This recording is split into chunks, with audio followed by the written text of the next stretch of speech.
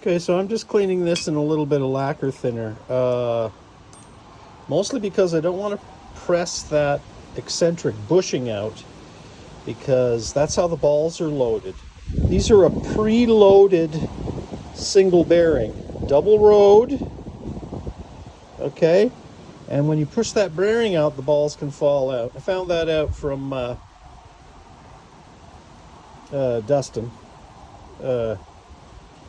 Dustin Cook out in the BC, who's ran through a couple BGPs which have a similar bearing.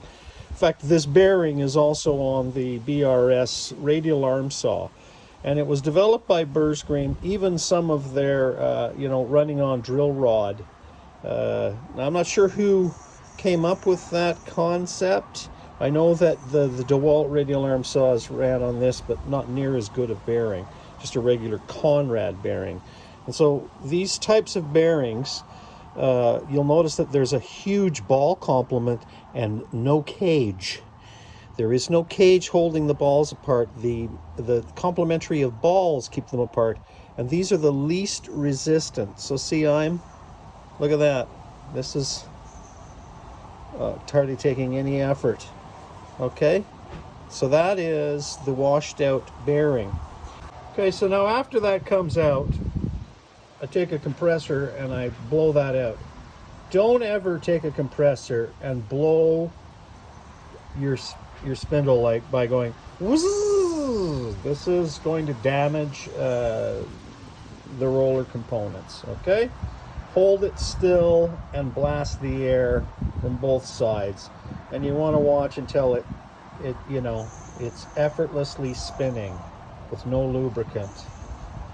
Okay, now what am I using? I'm going to wash the Varsol out with Volicite number 6, which is a spindle oil used in high-speed spindles, such as spindle molders and stuff like that, which are oil lubricated. Now, originally I said that these were oil bearings, but it appears they were grease bearings, but they weren't heavily loaded with grease, a little bit of grease, and it could have been that they pushed oil in the middle and then applied grease to the outside to improve the quality of that manufactured serviceable rubber seal. And so I've put some of that in an oil pump here, and I'm just going to soak that area now with the spindle oil, and then continue to clean with spindle oil. I'm feeling for any little tiny little bits. You can feel it, it's very sensitive. So again, that's a very good roller bearing.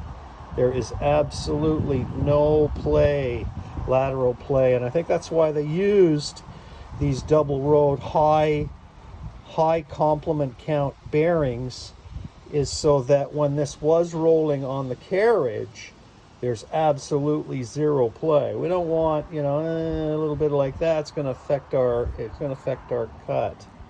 So now once I've got that sort of rolled in, I'll compress that out, add a little bit, tiny bit more, and then we'll pack it with a grease. Now here's the grease I'm using. It's an LGLT2, meaning that's the grade, but it's entirely synthetic, and it was developed for sort of Rolls-Royce engines at high altitude, super high speeds. We can see that it's used for low temperature for small roller bearings at very high speeds, which means the soap doesn't break down. It is a low friction, which means there's no resistance in the bearing. Many high-speed bearings will not use grease because the soap gets in front of the roller elements and creates resistance. And so I'm using this, which is sort of a marshmallowy, fluffy consistency, okay, that does not melt. Operating temperatures on this are 50 degrees. I'm not sure if there it is right there.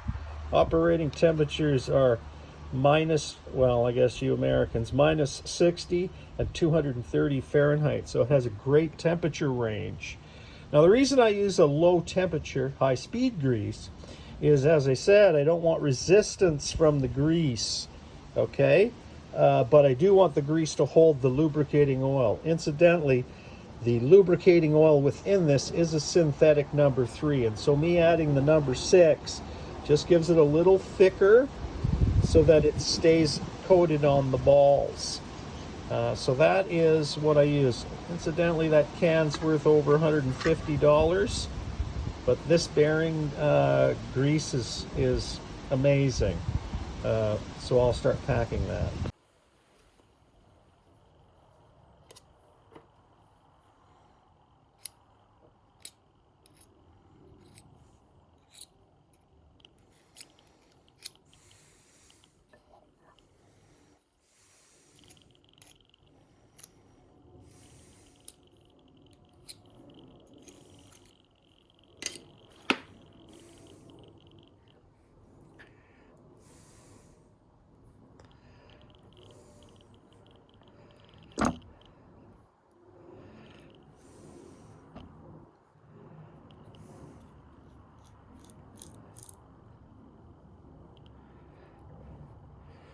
That's probably all I'm going to put in. Now we need to attach the seal.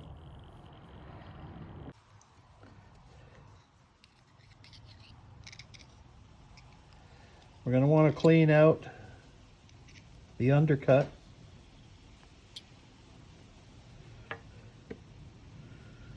And there's a top side and a bottom side. That went against the, you can see what went against the bearing. That went against the bearing. And we sort of got to tuck that into that groove.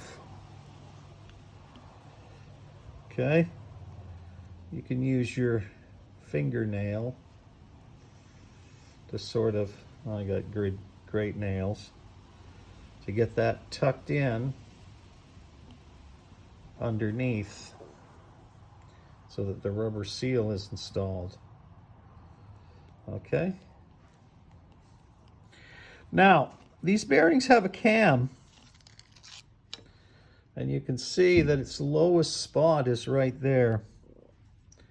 So I noticed these when I was taking them apart, they put the snap ring right at the lowest part so that when they're in place, we can see where they are. Now, it's rather difficult to get these started, but you can do it with just the pressure of your hand. And that's probably the safest. I am using a little knife here to sort of get that to snap in under that retainer section. It's not quite there yet. I'll fiddle with it a bit more with a screwdriver and get it to tuck in to lock that in.